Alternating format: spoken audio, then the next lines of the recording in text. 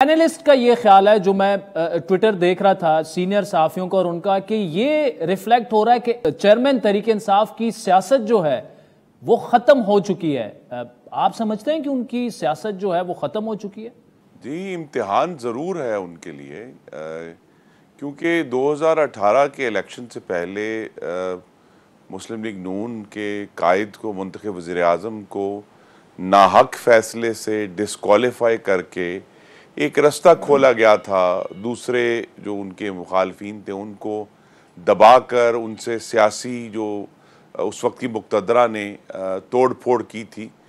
तो की जो सियासत थी वो पहले ही उस तोड़ फोड़ की मरहून मिन्नत थी जो पाकिस्तान की सियासी जमातों में की थी। तब भी ये जो परिंदाने हिजरत हैं जो आज नई जमात बनाने जा रहे हैं, तब भी ये परिंदाने हिजरत जो हैं वो इक़्तिदार की हवा इमरान खान की तरफ चलते देखकर उस तरफ चले गए थे। तो लिहाजा अब ये जो इम्तिहान है पीटीआई का, कि क्या वाकई कोई नज़रिया था या नहीं था, उसका इम्तिहान होगा।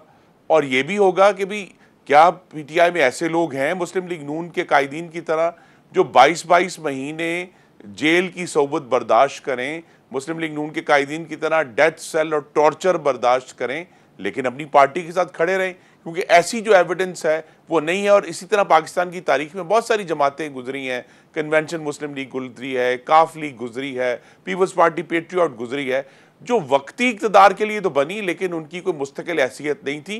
तो अगर वाकई अवाम में जड़ें हैं तो उसका इम्तिहान हो जाएगा। हम तो ये इम्तिहान अल्हम्दुलिल्लाह पाकिस्तान पीपल्स पार्टी भी और मुस्लिम लीग नून जो है उससे गुजर कर आज अवाम के सामने खड़े हैं।